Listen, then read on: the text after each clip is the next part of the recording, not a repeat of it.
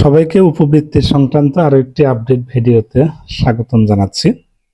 সম্মানিত ভিউয়ার্স, এই ভিডিওতে উপবৃত্তি সংক্রান্ত একটা গুরুত্বপূর্ণ তথ্য আপনাদের সাথে আমি শেয়ার করতে চলেছি।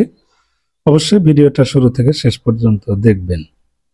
যে সমস্ত শিক্ষার্থীরা ষষ্ঠ থেকে দ্বাদশ শ্রেণী পর্যন্ত পড়ে এবং যারা ইতোমধ্যে উপবৃত্তির জন্য নির্বাচিত হয়েছে, তাদের তালিকা প্রতিষ্ঠানের নোটিশ বোর্ডে টাঙিয়ে দিতে হবে বা প্রকাশ করতে হবে। এই সংক্রান্ত একটা বিজ্ঞপ্তি কিন্তু প্রকাশিত হয়েছে প্রধানমন্ত্রীর শিক্ষা সহায়তা ট্রাস্টের ওয়েবসাইটে।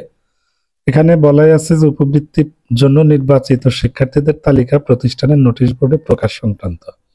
এখন যে সমস্ত শিক্ষার্থীরা এই বছর ষষ্ঠ শ্রেণীতে এবং বিশেষ ক্ষেত্রে নবম শ্রেণী এবং একাদশ শ্রেণীতে যারা উপবৃত্তির জন্য নির্বাচিত হয়েছে, তাদের তথ্য কিন্তু ইতিমধ্যে প্রধানমন্ত্রীর শিক্ষা সহায়তা ট্রাস্ট বা PMEAT থেকে অনুমোদিত হয়েছে এবং সেগুলো উপবৃত্তির জন্য নির্বাচিত হয়েছে। তো যে সমস্ত শিক্ষার্থীরা উপবৃত্তির জন্য নির্বাচিত হয়েছে তাদের তালিকা নিচে একটা ছক দেওয়া আছে। এই ছক মোতাবেক প্রতিষ্ঠানের যে নোটিশ বোর্ড আছে সেই বোর্ডে কিন্তু প্রদর্শন করতে হবে।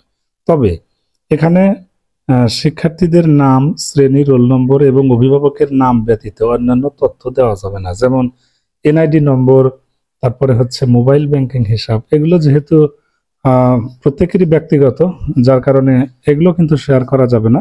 চিঠিতে যে ছক আছে সেই ছক অনুসরণ করে শিক্ষার্থীদের তথ্যগুলো এন্ট্রি করে বা ছকে লিখে সেগুলো প্রতিষ্ঠান প্রদানের স্বাক্ষর এবং সিল সহ প্রতিষ্ঠানের যে নোটিশ বোর্ড আছে সেখানে কিন্তু প্রকাশ করতে হবে। ঠিক আছে, এই চিঠিটা রিসেন্টলি প্রকাশিত হয়েছে। আমি ইতোমধ্যে আমার ICT কর্নার ফেসবুক পেজে চিঠিটা কিন্তু শেয়ার করে দিয়েছি আর আপনাদের জন্য ভিডিও দিলাম। দেখেন নিচে কিন্তু নোট করা আছে যে শিক্ষা প্রতিষ্ঠান, স্কিমভুক্ত সকল শিক্ষা প্রতিষ্ঠান। সুতরাং এটা খেয়াল করতে হবে। অনেকেই লিখছেন যে স্যার এটা কি শুধু ষষ্ঠ শ্রেণীর তালিকা প্রকাশ করতে হবে? না, ষষ্ঠ, নবম এবং একাদশ।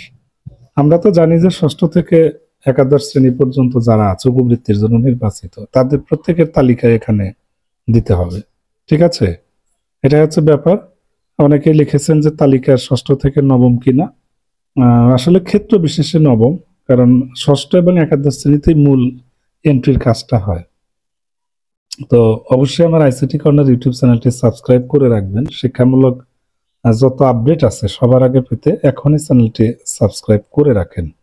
আর যারা ইতিমধ্যে সাবস্ক্রাইব করেছেন তাদেরকে অসংখ্য ধন্যবাদ জানাচ্ছি। সবাই ভালো থাকবেন।